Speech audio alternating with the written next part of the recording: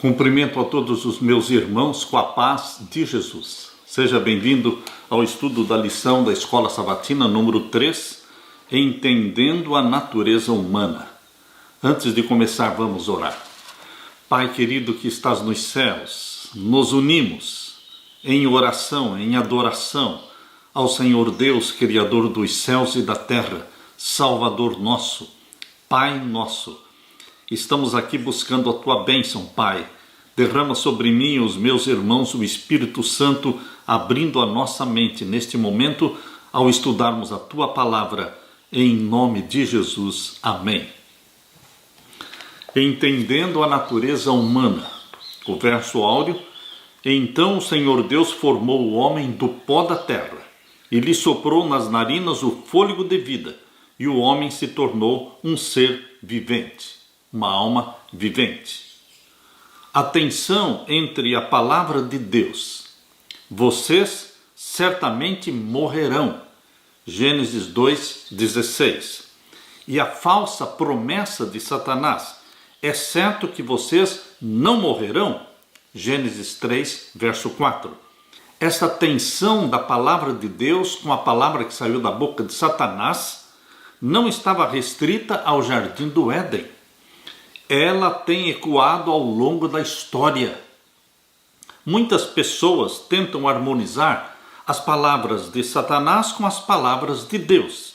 Para elas, a advertência, vocês certamente morrerão, se refere apenas ao corpo físico, perecível, enquanto a promessa, é certo que vocês não morrerão, é uma alusão a uma alma ou espírito imortal. Mas, queridos, essa abordagem não funciona.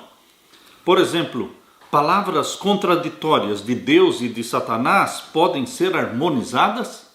Certamente que não. Existe alguma alma ou espírito imaterial que sobreviva conscientemente à morte física, à morte do corpo? Existem muitas tentativas filosóficas e até científicas para responder a essas perguntas.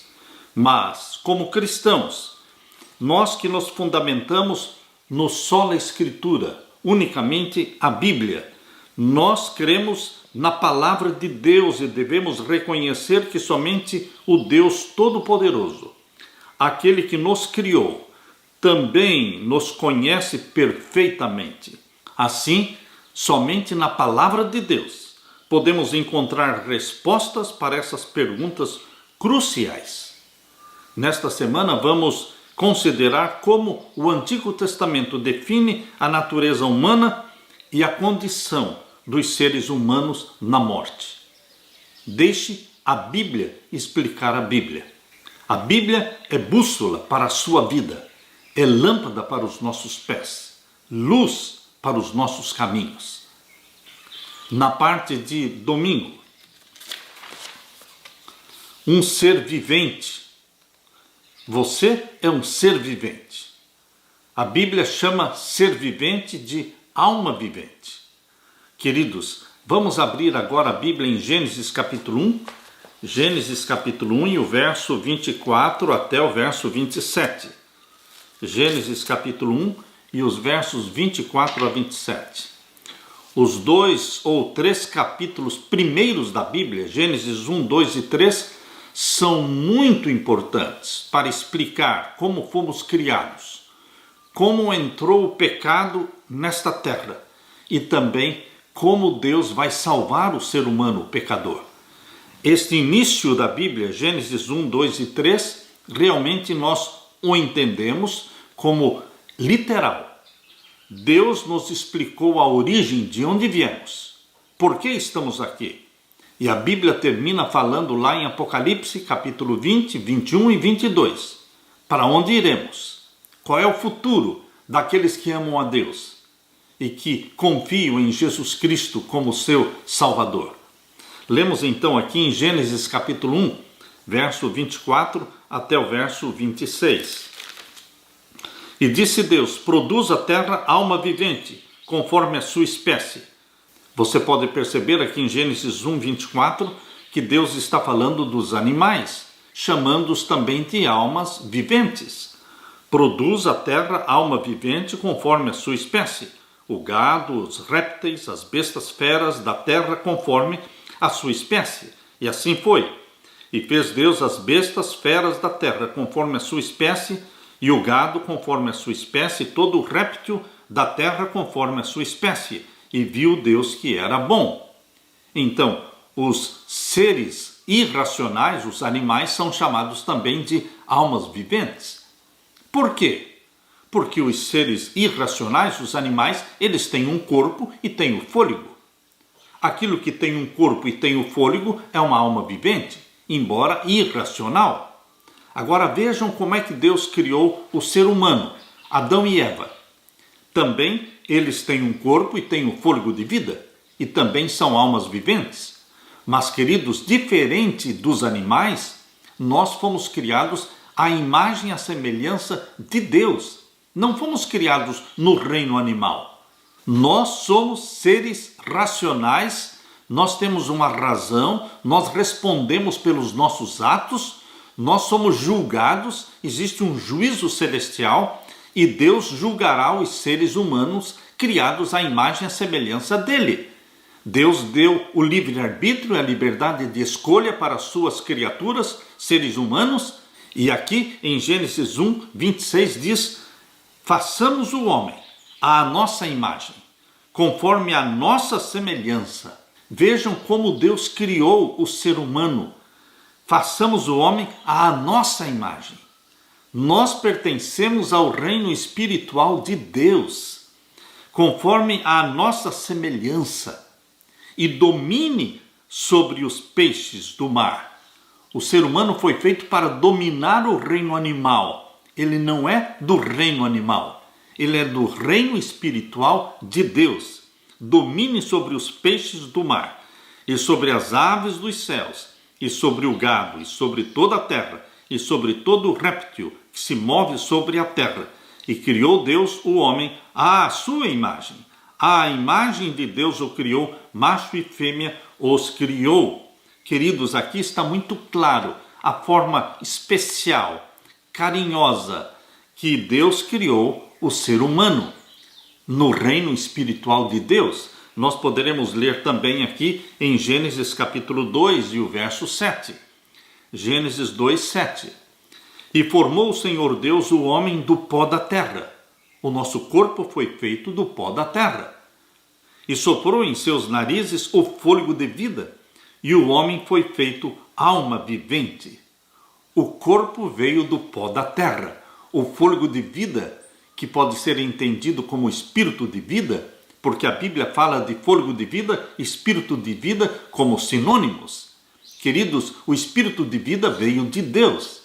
O corpo veio do pó. E quando o corpo se uniu com o fôlego de vida, o ser humano, ou seja, Adão, se tornou uma alma vivente, um ser vivente. Portanto, na Bíblia, o ser vivente, a alma vivente, é o corpo unido com o fôlego. Nós lemos também no capítulo 2 e o verso 19. Havendo, pois, o Senhor Deus formado da terra todo o animal do campo e toda a ave dos céus, os trouxe a Adão para este ver como lhes chamaria. E tudo o que Adão chamou a toda alma vivente, isso foi o seu nome. Os animais são almas viventes, porém irracionais, não criados à imagem e semelhança de Deus, não respondem pelos seus atos.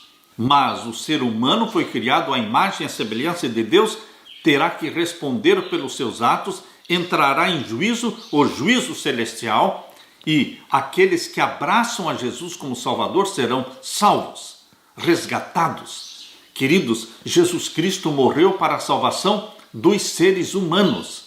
No sexto dia, Deus deu vida aos animais terrestres e aos primeiros seres humanos, Adão e Eva.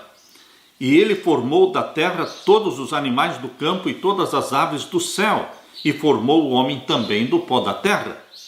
Embora tanto os animais quanto o ser humano tenham sido formados da terra, a formação do homem foi distinta da formação dos animais sob dois aspectos principais. Primeiro aspecto, Deus moldou o homem fisicamente e então lhe soprou nas narinas o fôlego de vida e o homem se tornou um ser vivente, uma alma vivente. Segundo Gênesis capítulo 2, verso 7. Segundo aspecto, Deus criou a humanidade como homem e mulher, à própria imagem e semelhança da divindade, conforme diz Gênesis capítulo 1 e o verso 26 e 27. O capítulo 2 de Gênesis, verso 7, explica que a introdução do sopro de vida, fôlego de vida, no corpo físico de Adão o transformou em um ser vivente. Nefesh, em hebraico, Nefesh Shayah, ou literalmente uma alma vivente. Isso significa que cada um de nós não tem uma alma. Você é uma alma vivente, eu sou uma alma vivente. Nós não temos uma alma que viva fora do corpo. Ao contrário, cada um é um ser vivente ou uma alma vivente. A afirmação de que essa alma seja uma entidade consciente que possa existir separada do corpo humano, ela é uma ideia antibíblica, é uma ideia pagã. Compreender a verdadeira natureza da humanidade nos previne de aceitar a noção popular de uma alma imaterial e todos os erros perigosos construídos sobre essa crença. Não há existência consciente de nenhuma parte do ser humano separada da pessoa como um todo. Deus nos criou de uma forma assombrosa e maravilhosa e não deveremos especular além do que as Escrituras Sagradas de fato dizem sobre esse assunto. Agora, uma pergunta. Como? Como o tecido material de pouco mais de 1 quilo, se referindo ao cérebro humano, o cérebro humano composto de células e compostos químicos. Como o cérebro mantém e cria coisas imateriais como pensamentos, como emoções. Como? Aqueles que estudam essa ideia admitem que na realidade não sabem como. Não sabemos como. Queridos, a vida ainda é um mistério. Fomos criados à imagem e à semelhança de Deus. Fisicamente, espiritualmente, mentalmente, existe uma semelhança entre você e Deus. O pecado obliterou esta imagem e a semelhança com Deus. O pecado nos derrubou do reino espiritual de Deus para o reino animal, onde hoje a biologia colocou o ser humano no reino animal. Mas o plano da salvação através de Jesus Cristo nos resgata e nos restaura para o reino espiritual de Deus, criados à imagem e semelhança do nosso Pai Celestial. Aleluia! Na parte de segunda-feira, a alma que pecar morrerá. Abra sua Bíblia em Ezequiel capítulo 18, verso 4. Ezequiel capítulo 18 e o verso 4. Aqui nós lemos: Eis que todas as almas são minhas, ou seja, eis que todos os seres viventes são meus. Eis que todas as almas são minhas, como a alma do Pai, também a alma do Filho é minha. A alma que pecar, essa morrerá. E ainda o capítulo 18 e o verso 20. A alma que pecar, essa morrerá. O filho não levará a maldade do pai, nem o pai levará a maldade do filho. Queridos, na Bíblia, a alma vivente é o ser vivente, é a pessoa, é o ser humano. Isso nós poderemos ver claramente em Gênesis 46. Abra sua Bíblia em Gênesis capítulo 46. Vamos ler os versos 26 e 27. Gênesis 46 e os versos 26 e 27. Quando fala de Jacó, quando desceu para o Egito, toda a família de Jacó, Gênesis 46, versos 26 e 27. Todas as almas que vieram com Jacó ao Egito, que saíram da sua coxa, fora as mulheres dos filhos de Jacó, todas foram 66 almas. 66 pessoas. Esta foi a família de Jacó que desceu até o Egito. E o verso 27. E os filhos de José que lhe nasceram no Egito eram 2 almas, ou seja, 2 filhos. Todas as almas da casa de Judá que vieram ao Egito foram 70. É muito claro quando a Bíblia fala que alma é o ser humano como um todo. O corpo mais o fôlego faz de mim e de você uma alma vivente. Somos seres pensantes. A vida humana neste mundo pecaminoso é frágil e transitória. Assim como diz em Isaías capítulo 40. Abra sua Bíblia. Isaías capítulo 40. Vamos ler a partir do verso 6. Voz que diz, clama, e alguém disse, que hei de clamar? Toda a carne é erva, e toda a sua beleza como as flores do campo. Seca-se a erva e caem as flores, soprando nelas o hálito do Senhor. Na verdade, o povo é erva. Seca-se a erva e caem as flores, mas a palavra do nosso Deus subsiste eternamente. A vida humana neste mundo pecaminoso é frágil e transitória, assim como diz aqui em Isaías capítulo 40, versos 6 a 8, comparando a nossa vida com a vida da erva, que se murcha e se seca. Nada infectado pelo pecado, queridos, nada que foi infectado pelo pecado pode ser eterno por natureza. Portanto, assim como por um só homem entrou o pecado no mundo, e pelo pecado veio a morte, assim também a morte passou a toda a humanidade, porque todos pecaram. Assim está escrito em Romanos capítulo 5, verso 12. A morte é a consequência natural do pecado, que afeta toda a vida neste mundo. Não existe nada de imortal em nós. Em consequência do pecado, nós morremos como um todo.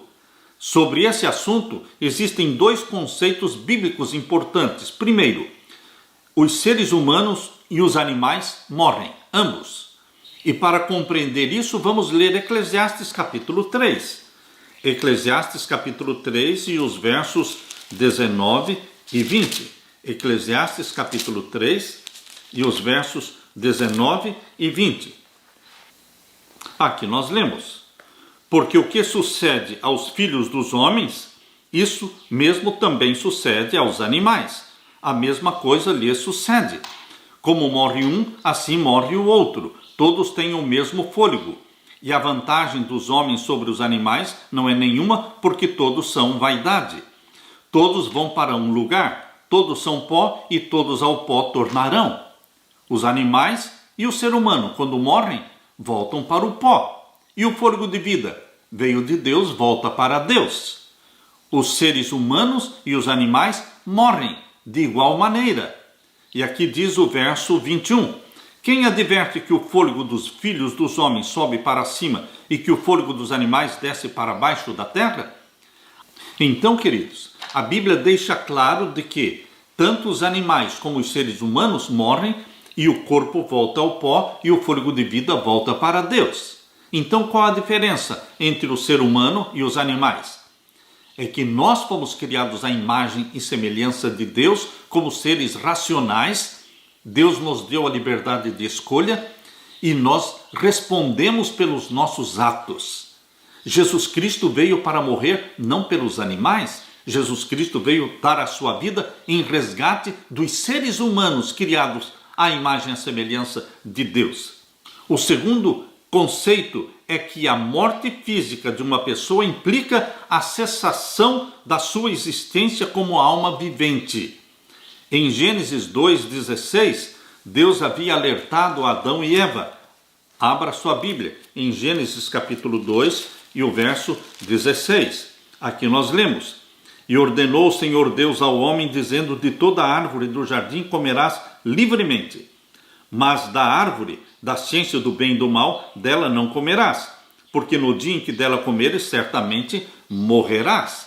Deus havia alertado Adão e Eva de que se pecassem comendo o fruto da árvore do conhecimento do bem e do mal, eles morreriam. Deus não disse: vai morrer somente o corpo de vocês. Deus disse: vocês morrerão. Queridos, ecoando essa advertência, o Senhor ainda reforçou quando disse em Ezequiel capítulo 18, verso 4: a alma que pecar, essa morrerá. Essa afirmação tem duas implicações principais. Uma é que, uma vez que todos os seres humanos são pecadores, estamos sob o inevitável processo do envelhecimento e morte. Nós envelhecemos e morremos, assim como diz em Romanos capítulo 3 e o verso 23. Abra sua Bíblia em Romanos capítulo 3 e o verso 23. Aqui nós lemos: porque todos pecaram e destituídos estão da glória de Deus. Todos nós pecamos e perdemos aquela glória com a qual fomos criados. Você se lembra daquela vestimenta de glória que vestia Adão e Eva? Vestimenta esta que desapareceu quando eles pecaram?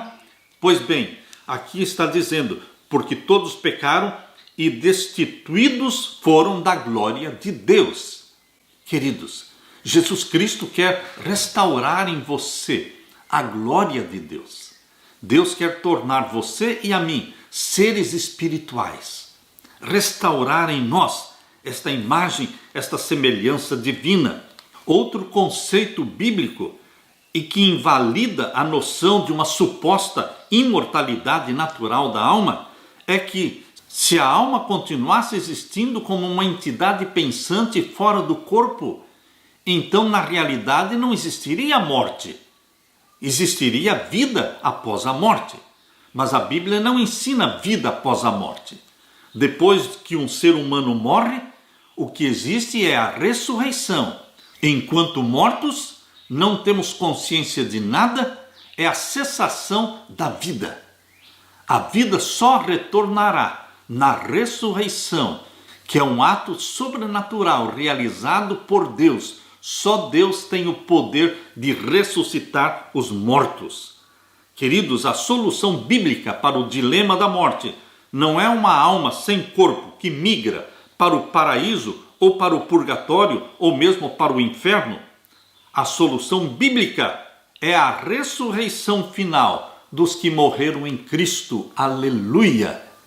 A ressurreição que foi exemplificada na vida de Lázaro, que foi exemplificada na própria vida de Jesus Cristo, que deixou o túmulo vazio e ressuscitou. Bendito seja Deus, porque existe a ressurreição. E assim como Cristo ressuscitou da morte, nós também seremos ressuscitados como seres glorificados. A solução de Deus para a morte é a ressurreição final de todos os que morreram em Cristo. Em seu sermão sobre o pão da vida, Jesus declarou: a vontade do Pai é que todo aquele que vir o Filho e nele crer tenha a vida eterna, e eu o ressuscitarei no último dia. João capítulo 6, 40. Louve a Deus, regozije-se, porque em Cristo Jesus temos vida. Mesmo os que morreram em Cristo, eles terão vida novamente, porque serão ressuscitados para a honra e glória de Deus. Aleluia! Na parte de terça-feira, o espírito volte a Deus. O fôlego de vida volte a Deus. Por quê? Porque veio de Deus. O corpo volta para o pó, porque veio do pó. O espírito de vida volta para Deus, porque veio de Deus. Na morte ocorre o inverso do que ocorreu na criação. Em Gênesis capítulo 2 e o verso 7, abra sua Bíblia. Em Gênesis capítulo 2, verso 7, nós lemos o que ocorreu na criação. E formou o Senhor Deus o homem do pó da terra, e soprou em seus narizes o fôlego de vida, e o homem foi feito alma vivente. Queridos, na morte ocorre o inverso. Eclesiastes capítulo 12, abra sua Bíblia. Eclesiastes capítulo 12, vamos ver então o verso 7. Eclesiastes 12, verso 7. O que ocorre na morte? E o pó volte à terra, como era, e o espírito volte a Deus que o deu. Bíblia explica a Bíblia. Queridos, esta é uma forma sábia e segura de você entender a Bíblia, deixando que a Bíblia explique a Bíblia. Nós lemos ainda em Gênesis capítulo 7 e o verso 22. Gênesis capítulo 7 e o verso 22. tudo que tinha fôlego de espírito de vida em seus narizes, tudo que havia no seco, morreu, falando do dilúvio. No dilúvio, salvaram-se 8 pessoas dentro da arca. E tudo que estava fora da arca morreu, diz aqui. Tudo que tinha fôlego de espírito de vida em seus narizes, tudo que havia no seco, morreu. Portanto, fôlego de vida, espírito de vida, são expressões sinônimas. O que veio de Deus foi o fôlego de vida, o espírito de vida. Espírito de vida não pode ser confundido com alma. O corpo não é alma, é o corpo. O fôlego de vida não é alma, é o fôlego de vida. Agora, quando o fôlego de vida se une ao corpo, então você se torna alma vivente. Não confunda corpo com alma e não confunda espírito de vida com alma. Espírito de vida não é uma entidade pensante que vive fora do corpo. É somente energia de vida que veio de Deus. Deus comunicou esta energia de vida para os animais e comunicou também para o ser humano. Só que nós, seres humanos, fomos criados à imagem e à semelhança de Deus, no reino espiritual de Deus. Como já vimos, a Bíblia ensina que o ser humano é uma alma e não tem uma alma. Não existe uma alma vivente que viva fora do corpo, quando o corpo morre. Quando você lê Eclesiastes capítulo 12, desde o verso 1 até o verso 7, ali descreve em termos bastante dramáticos o processo do envelhecimento, culminando com a morte. E então, Eclesiastes 12, verso 7, refere-se à morte como uma reversão do processo de criação mencionado em Gênesis 2, 7. Como já foi dito, no 6º dia da semana da criação, formou o Senhor Deus ao homem do pó da terra e lhe soprou nas narinas o fôlego de vida, e o homem passou a ser, não passou a ter, mas passou a ser alma vivente. Eclesiastes 12, 7 nos diz: o pó volte à terra de onde veio e o espírito volte a Deus que o deu. Assim, o fôlego de vida que Deus soprou nas narinas de Adão e que também forneceu a todos os outros seres humanos, retorna a Deus, ou em outras palavras, simplesmente deixa de fluir para eles e através deles. Devemos ter em mente, queridos, que Eclesiastes 12, verso 7, descreve o processo de morte de todos os seres humanos e o faz sem distinguir entre justos e ímpios. Tanto os justos como os ímpios morrem da mesma forma. Se os supostos espíritos de todos os que morrem sobrevivem como entidades pensantes, conscientes, então os espíritos dos ímpios estariam com Deus? Não, de forma alguma. Essa ideia não está em harmonia com o ensino da Bíblia. Como o processo da morte ocorre da mesma forma com os seres humanos e com os animais, a morte nada mais é do que deixar de existir como ser vivo. Como afirma o salmista, aqui em Salmo 104, abra sua Bíblia, Salmo 104, verso 29. Salmo 104 e o verso 29. Aqui nós lemos: escondes o teu rosto e ficam perturbados. Se lhes tiras a respiração, morrem e voltam para o seu pó. Se lhes tiras a respiração, ou seja, o fôlego de vida, eles voltam ao pó, deixam de existir. Queridos, o crer na Bíblia nos liberta dos enganos, dos artifícios de Satanás. Hoje, a imortalidade da alma, ensinada nas religiões pagãs, ensinada também na religião romana e que se espalhou por todas as igrejas protestantes, este ensino que não tem apoio bíblico de imortalidade da alma criou espaço para se desenvolver o espiritismo, para se desenvolver as crenças pagãs da reencarnação. Queridos, a reencarnação, o espiritismo, tudo encontra base e fundamento simplesmente numa doutrina herética, não bíblica, que é a doutrina da imortalidade da alma. O que a Bíblia ensina é a mortalidade da alma, porque Deus disse claramente para Adão e Eva: se comerem deste fruto da árvore proibida, certamente morrerão. Deixe que a Bíblia, meu querido irmão o liberte de todos os ensinos errôneos que têm sua origem no paganismo, têm origem na mente de Satanás e que se espalhou pelo mundo inteiro. Mas nós que cremos na Bíblia, que é luz para o nosso caminho, é lâmpada para os nossos pés, nós somos iluminados por Deus. Deus, através da sua palavra, não permite que você seja enganado. Aleluia! Na parte de quarta-feira, os mortos nada sabem. Que conselho um morto pode dar? Que instrução um morto pode dar? O morto pode aparecer para os vivos ou dar conselhos? Você pode estar pensando, mas e aqueles mortos que aparecem nos centros, nas sessões espíritas? Queridos, aqueles que creem na Bíblia sabem que os mortos nada sabem. Então, se os mortos nada sabem, então quem são aqueles espíritos de mortos que aparecem nos centros espíritas? São espíritos de demônios. É isso que a Bíblia nos ensina.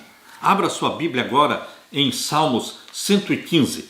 Salmos 115, vamos ler inicialmente o verso 17. Aqui nós lemos: os mortos não louvam ao Senhor, nem os que descem ao silêncio. Os que descem ao silêncio da sepultura, os que morrem, não louvam ao Senhor. Mortos não louvam ao Senhor. Mortos não amam. Mortos não têm inveja. Mortos não aparecem. Mortos não dão conselhos. Isso a Bíblia deixa muito claro. Leia também Eclesiastes agora, capítulo 9. Eclesiastes, capítulo 9, vamos ler então o verso 5 e o verso 6.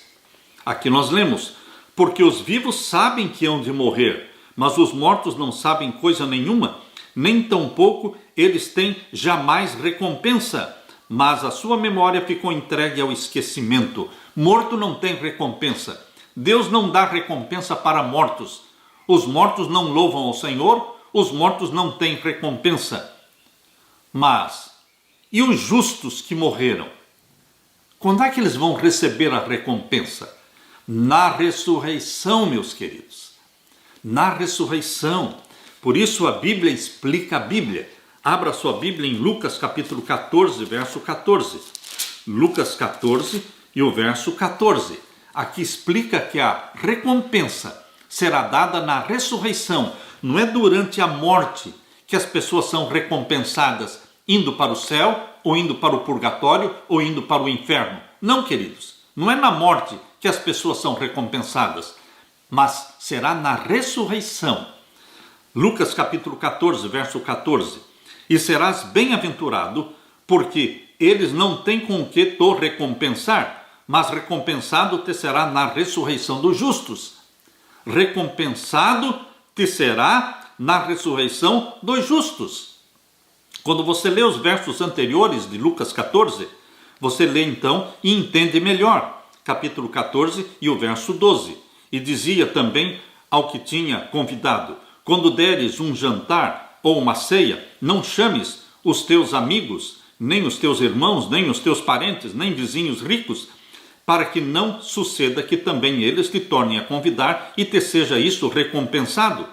Mas quando fizeres convite, chama os pobres, aleijados, mancos e cegos.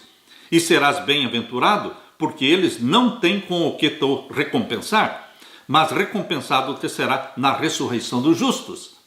Toda esta caridade que você pratica, toda esta bondade, distribuindo bênçãos, ajudando os necessitados, você será recompensado durante a morte?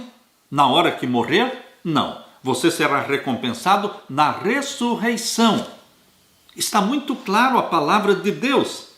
De acordo com o Salmo 146, abra sua Bíblia no Salmo 146, vamos ver então o verso 4. Salmo 146 e o verso 4. Aqui diz: sai-lhes o espírito, ou seja, o fôlego de vida, e eles tornam-se em sua terra, se tornam pó. Naquele mesmo dia perecem os seus pensamentos. Naquele mesmo dia perecem os seus pensamentos. No momento em que o fôlego de vida saiu, voltou para a fonte da energia, que é Deus. Deus é a fonte da energia. A energia de vida veio de Deus, volta para Deus, o corpo volta para o pó e perecem no mesmo dia todos os seus pensamentos. Queridos, de acordo com o Salmo 146 e o verso 4, as atividades mentais do indivíduo cessam com a morte. Eclesiastes capítulo 9 acrescenta que os mortos não sabem nada. E na sepultura não há obra, nem projetos, nem conhecimento, nem sabedoria alguma. Volte para Eclesiastes capítulo 9.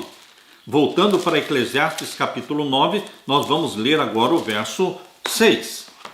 Eclesiastes 9, verso 6. Até o seu amor e o seu ódio e a sua inveja já pereceram, e já não tem parte alguma neste século em coisa alguma do que se faz debaixo do sol. O amor na morte deixa de existir. A inveja, o ódio, tudo perece. Perecem no mesmo dia os seus pensamentos. É isso que a Bíblia diz. Já não tem parte alguma neste século em coisa alguma do que se faz debaixo do sol. Inconsciência total na morte. Nós lemos agora capítulo 9 de Eclesiastes e o verso 10. Tudo quanto te vier a mão para fazer, faze-o conforme as tuas forças, porque na sepultura para onde tu vais, não há obra, nem indústria, nem ciência, nem sabedoria alguma. Tudo quanto você tiver que fazer, faça em vida, porque na morte não há nenhuma sabedoria, nenhuma ciência, nenhuma indústria, nada. A morte é cessação da vida. O ensino bíblico da inconsciência na morte não deve gerar pânico nos cristãos. Por quê? Primeiro, não há um inferno de fogo eterno, nem purgatório temporário esperando pelos que morrem perdidos. Não existe isso. Lembre-se que o lago de fogo e enxofre, no qual os ímpios vão perecer e Satanás também, está lá em Apocalipse capítulo 20, falando dos 1000 anos. Quando acabarem-se os 1000 anos, então a cidade santa vai descer do céu, e todos os salvos que estão no céu descerão com a cidade santa. Então os ímpios ressuscitarão no final dos 1000 anos, e então serão lançados no lago de fogo e enxofre. Não existe atualmente, no presente tempo, um lago de fogo e enxofre, onde pessoas más, ao morrerem, são lançadas no lago de fogo e enxofre. Não existem pessoas boas morrendo, indo para o céu. Não, queridos, a recompensa de ir para o céu, ou a recompensa de ir para o lago de fogo e enxofre, não é na hora da morte. Será na ressurreição. Por isso Deus ressuscitará uns para a vida eterna e outros para a condenação eterna. Pense um pouco. Pense nos salvos. Os salvos que morrem. Eles fecham os olhos na morte. E quer eles fiquem na sepultura por 1500 anos, ou quer eles fiquem somente 5 meses na sepultura, não faz diferença para eles. A próxima coisa que estes justos mortos, os que morreram em Cristo, a próxima coisa que eles verão será o retorno de Jesus Cristo. Quando eles abrirem os olhos na ressurreição, eles verão Jesus Cristo nos ares e serão recolhidos para encontrar Jesus Cristo nos ares. Aleluia! Por esta bendita esperança. Na parte de quinta-feira, descansando com os antepassados. A Bíblia diz que a morte é um descanso. Vamos ler Gênesis capítulo 25 e o verso 8. Gênesis capítulo 25 e o verso 8. Aqui nós lemos: E Abraão expirou e morreu em boa velhice, velho e farto de dias, e foi congregado ao seu povo. Ele se reuniu com o seu povo, com seus antepassados que já tinham morrido. Ou seja, Abraão viveu uma longa vida e então foi congregado ao seu povo. Nós lemos também em 2º livro de Samuel, capítulo 7 e o verso 12. 2º livro de Samuel, capítulo 7 e o verso 12. Aqui é Deus falando com Davi, na velhice. Quando teus dias forem completos e vieres a dormir com os teus pais. Na Bíblia, a morte é um sono, é dormir em Cristo Jesus. Os salvos, ao morrerem, eles estão dormindo em Cristo e serão acordados por Cristo Jesus. Aqui Deus está explicando para Davi o que iria acontecer quando ele morresse. Quando teus dias forem completos, Deus falando para Davi, e vieres a dormir com os teus pais, então farei levantar depois de ti a tua semente que sair das tuas entranhas e estabelecerei o seu reino. Está falando de Salomão, que edificaria o templo. Não Davi edificaria o templo, mas o filho dele edificaria o templo. Aqui Deus está dizendo para Davi, você vai morrer, você vai dormir com os teus pais. Também vamos ler primeiro livro de Reis, capítulo 2 e o verso 10. Primeiro livro de Reis, capítulo 2 e o verso 10. Aqui nós lemos: E Davi dormiu com seus pais e foi sepultado na cidade de Davi. E Davi dormiu com os seus pais. Queridos, o Antigo Testamento expressa de diferentes maneiras os conceitos de morte e de sepultamento. Uma é a ideia de ser reunido ao seu próprio povo. Por exemplo, a respeito de Abraão, nos é dito que ele expirou e morreu após uma longa velhice e foi reunido, congregado ao seu povo. Gênesis 25, verso 8. Arão e Moisés também foram reunidos ao seu respectivo povo. Deuteronômio capítulo 32, verso 50. Reis bons e reis maus, ambos morriam e eram congregados ou reunidos com o seu povo. Qual a diferença entre um rei bom e um rei mau ao morrer? Ao morrerem não existia diferença nenhuma. Eles eram sepultados, eram reunidos com seus antepassados. A recompensa, como nós já vimos, não é na hora da morte, e sim na ressurreição. Abra sua Bíblia em segundo livro de Reis, vamos ler o capítulo 24. Capítulo 24 e o verso 6. Aqui nós lemos: E Jeoiaquim dormiu com os seus pais, e Joaquim, seu filho, reinou em seu lugar. Jeoiaquim foi um mau rei. Aqui diz o verso 4. Como também por causa do sangue inocente que derramou, enchendo a Jerusalém de sangue inocente, e por isso o Senhor não quis perdoar. Ele morreu perdido, porque Deus não perdoou os pecados de Jeoiaquim. Verso 5. Ora, o mais dos sucessos de Jeoiaquim e tudo quanto fez, porventura não está escrito no livro das crônicas dos reis de Judá? E Jeoiaquim dormiu com seus pais, e Joaquim, seu filho, reinou em seu lugar. Ou seja, os reis maus, como Jeoiaquim, como Acabe, a Bíblia fala que dormiram com seus pais. Não há diferença na morte de um rei ímpio e mau e o rei bom que serviu a Deus em toda a sua vida. Lemos também em 2 Crônicas, capítulo 32. Segundo livro de Crônicas, capítulo 32. Vamos ler o verso 33. 2 Crônicas, capítulo 32 e o verso 33. Agora falando de um bom rei. Morreu salvo. É o rei Ezequias. Aqui diz o verso 33, 2 Crônicas, capítulo 32. E dormiu Ezequias com seus pais, e o sepultaram no mais alto dos sepulcros dos filhos de Davi. E todo Judá e os habitantes de Jerusalém lhe fizeram honras na sua morte. E Manassés, seu filho, reinou em seu lugar. Vocês estão percebendo? Tanto um rei ruim como Jeoiaquim ou como Acabe, eles dormiram com os seus pais e foram sepultados. E Ezequias, um bom rei, dormiu com seus pais também. Qual a diferença? A diferença será na ressurreição, queridos. Nós já lemos isso em Lucas 14:14. Recompensado serás na ressurreição. Lucas 14:14. Bendito seja Deus pela ressurreição. João capítulo 5. Abra sua Bíblia. O Evangelho de João, capítulo 5, e nós vamos ler então os versos 28 e 29.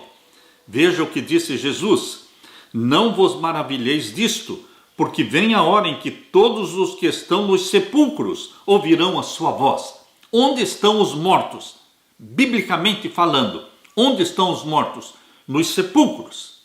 Queridos, ali eles foram colocados quando morreram, e dali eles vão ser ressuscitados. Não vos maravilheis disto, porque vem a hora em que todos os que estão nos sepulcros ouvirão a sua voz. E os que fizeram o bem sairão para a ressurreição da vida. Aleluia! E os que fizeram o mal para a ressurreição da condenação. O que a Bíblia explica é que a ressurreição da vida ocorre na segunda vinda de Jesus. Abra sua Bíblia na primeira carta de Paulo aos Tessalonicenses. A primeira carta de Paulo aos Tessalonicenses, capítulo 4. Aqui nós lemos no capítulo 4 e o verso 16. Porque o mesmo Senhor descerá do céu com alarido e com voz de arcanjo e com a trombeta de Deus. E os que morreram em Cristo ressuscitarão primeiro. Os que morreram em Cristo ressuscitam na primeira ressurreição. Na segunda vinda de Jesus, quando Jesus descer do céu com poder e glória, e a trombeta de Deus soar, e a voz de Deus for ouvida, os mortos em Cristo ressuscitam primeiro. E os ímpios ressuscitam quando? Os ímpios ressuscitam no final dos 1000 anos. Apocalipse capítulo 20 e o verso 5. Abra sua Bíblia. Apocalipse 20 e o verso 5. Mas os outros mortos não reviveram até que os 1000 anos se acabaram. Todos os que não participarem da primeira ressurreição, na segunda vinda de Jesus, todos os que não participarem da primeira ressurreição vão participar da segunda. Mas a segunda ressurreição será ao se acabarem os 1000 anos. Por isso a Bíblia explica claramente, Apocalipse 20, verso 5. Mas os outros mortos não reviveram até que os 1000 anos se acabaram. Queridos, a recompensa será dada na ressurreição. Por isso, João capítulo 5, verso 28 e 29, ali fala de duas ressurreições.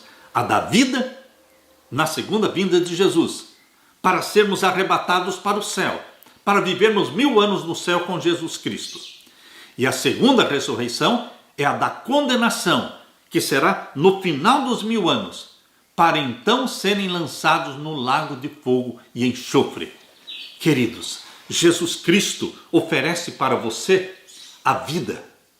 Mesmo que você e eu morramos, Ele nos ressuscitará e nos arrebatará para o céu. Nos dará uma vida eterna. A imortalidade que Ele tem, Ele vai nos dar na segunda vinda de Jesus Cristo. Quando recebermos um corpo glorificado, nós também estaremos recebendo a imortalidade sonhada, a imortalidade prometida. Mas isto não hoje, somente na segunda vinda de Jesus. Abra sua Bíblia na primeira carta de Paulo aos Coríntios, capítulo 15. Primeira carta de Paulo aos Coríntios, capítulo 15. Vamos ler então o verso 51 em diante. Eis aqui eu vos digo um mistério. Na verdade, nem todos dormiremos, nem todos morreremos, mas todos seremos transformados. Aleluia! Num momento, num abrir e fechar de olhos, ante a última trombeta, porque a trombeta soará e os mortos ressuscitarão incorruptíveis, e nós seremos transformados. Os mortos ressuscitam incorruptíveis, ou seja, glorificados, e os vivos serão transformados no abrir e fechar de olhos. Aleluia! Verso 53. Porque convém que isto que é corruptível se revista da incorruptibilidade, e que isto que é mortal se revista da imortalidade. E quando isto que é corruptível se revestir da incorruptibilidade, e isto que é mortal se revestir da imortalidade, então cumprir-se-á a palavra que está escrita: tragada foi a morte na vitória. A morte será vencida. Queridos, deixará de existir morte. Com a morte de Satanás, morre a morte. Porque o pecado é Satanás. Enquanto existir Satanás, existe a morte. Mas, morrendo Satanás, morre também a morte. Tragada foi a morte na vitória. E o verso 55 diz: onde está, ó morte, o teu aguilhão? Ou seja, onde está, ó morte, a tua força? Mas o verso 57: traz a bendita esperança. Leia comigo 1 Coríntios 15, 57. Mas graças a Deus que nos dá a vitória por nosso Senhor Jesus Cristo. Se vivermos até a volta de Jesus, seremos transformados no abrir e fechar de olhos, recebendo um corpo glorificado e imortal. Se nós morrermos, seremos ressuscitados incorruptíveis, já transformados, já glorificados. E seremos arrebatados para o céu, para vivermos para sempre com o Senhor. Portanto, queridos, eu termino lendo 1 Coríntios 15, 58. Portanto, meus amados irmãos, sejam firmes e constantes, sempre abundantes na obra do Senhor, sabendo que o nosso trabalho não é vão no Senhor. Seja constante no trabalho do Senhor, anime-se, seja firme e constante, abundante na obra do Senhor, sabendo que todo o trabalho que fazemos para Deus não é vão, será recompensado na segunda vinda de Jesus Cristo. Receberemos vida eterna, imortal. Queridos, alegremo-nos com esta bendita esperança. Que Deus derrame sobre você esta bênção, a bênção da salvação em Jesus Cristo, a bênção da esperança de que Ele virá em breve e nos arrebatará para o céu. Aleluia! Deixo com vocês esta mensagem de esperança e de alegria e regozijo. Deixo com vocês a paz que só o meu Jesus pode dar. Amém.